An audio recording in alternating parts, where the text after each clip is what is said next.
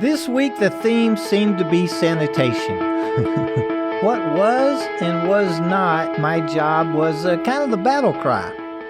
And oddly, I noticed the supervisors either appeared indifferent to the situation, or maybe they just didn't know how to handle it. I think maybe I can clear this up with just a few comments. I'm Marty, with you here at Warehouse and Operations as a career. Now, if we're paid hourly, sanitation is a part of our task. Usually, or what works best for me, is cleaning or keeping things kind of tidied up as I go. Sanitation is a duty of our lives, really. We do it everywhere: home, work, our cars, the garage, and at work it can become a safety issue. And if we're paid by the case, the pallet, a percentage number, in other words, any type of activity-based compensation or piece pay, again, sanitation will be a part of our task.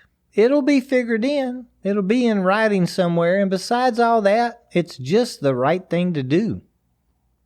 I was walking a dock this week. It may have very well been the cleanest, most organized, large warehouse that I'd ever toured.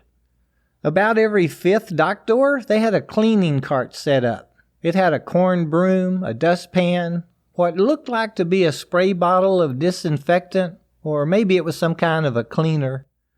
I didn't go over there to look at it, but it was all tidy. There was a dust mop and what looked like a spill kit and some absorbent, hanging off of it. Hanging on the side was a clipboard for documenting what was used and when it was used, and some nylon tape and stretch wrap, and a large 55-gallon trash can was attached to the whole cart. A pretty slick setup.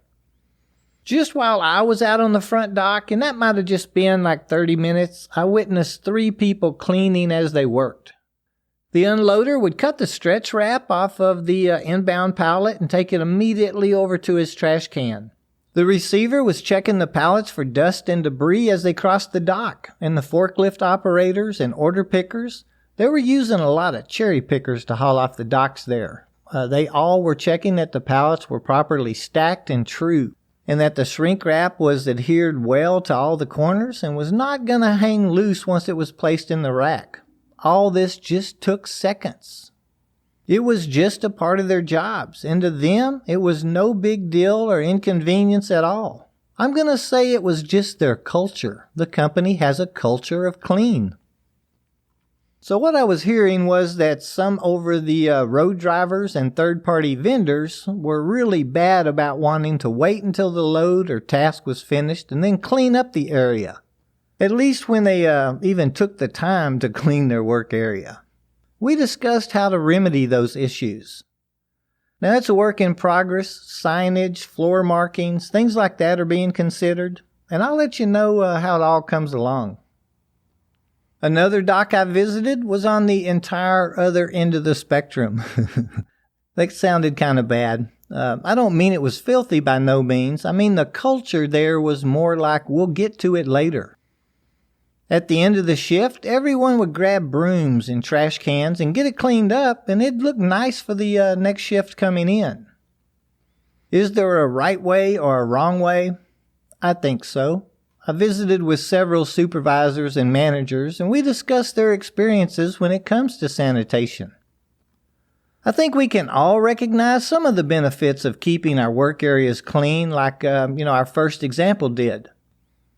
Less to do at the end of the day. We're always ready for a new customer to tour, or maybe an auditor or inspector to stop in for a visit. And we don't really have to hire individuals to tend to the aisles or the trash compactors. With everybody taking their 55-gallon container over to the compactor area and dumping it, there's not that huge pile of trash to be dumped all at the end of the day all at once. One of the things I loved about their system was that everyone got to drive the sweepers and scrubbers. If you've never learned to operate a scrubber, well, get with your management team and learn. I like them myself anyway. Where was I? And another benefit is everyone gets off when they're finished. We don't have another 30 minutes of cleaning to dread. Now, by waiting until the end of the shift, we'll experience more trash up front. We'll have to assign aisles and dock doors to be cleaned, and typically have to run down the individual to make sure that they do their part. How many of you have ever seen a half day's worth of trash stacked up over by the compactor? We typically have to hire a sanitation guy just to be operating the compactor between shifts, an added expense.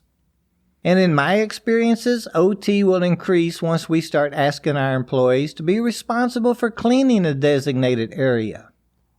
As a department lead or supervisor, it's our job to determine how our departments are going to look throughout the day and what our team's culture is going to be.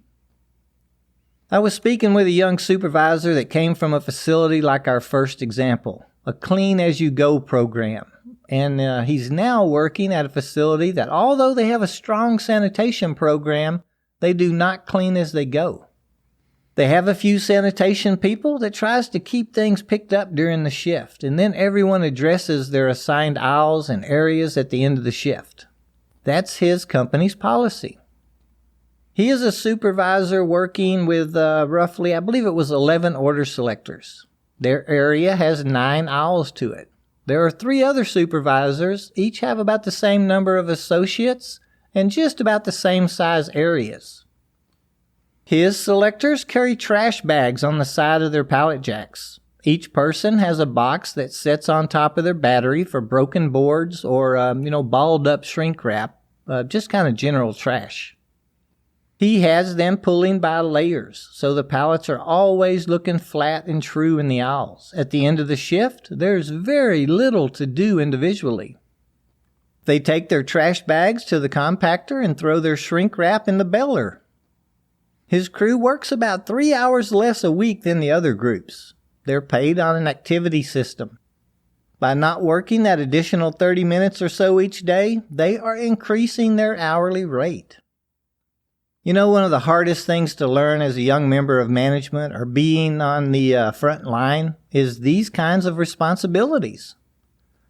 Now, of course, we have to follow our company's guidelines and procedures, but we need to take advantage of the little things that we can do.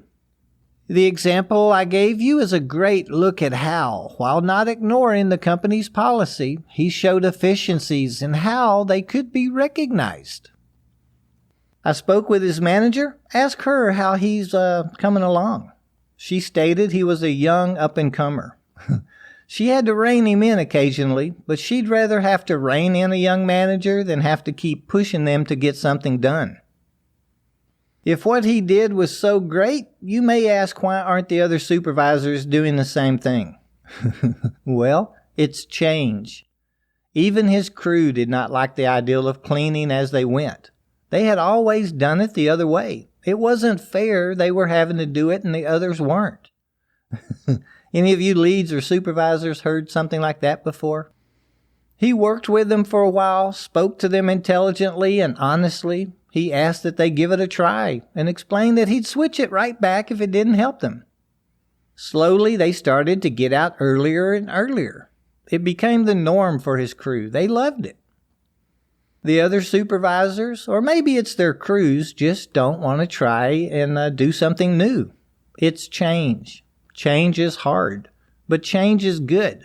It's going to happen constantly. The manager I spoke with is really expecting everyone to be cleaning as they go within the next 6 months. We need to all be open to change. Have you had a recent experience with change? Send us an email to host@warehouseandoperationsasacareer.com and share your struggles with the group. Any of our listeners new to the frontline management roles? We'd love to hear from you. I've been there. I know there's some good stories and experiences there. Until next week, let's all be open-minded. Be accepting to change. Shoot, let's all implement a change of some kind next week. And of course, be safe doing it.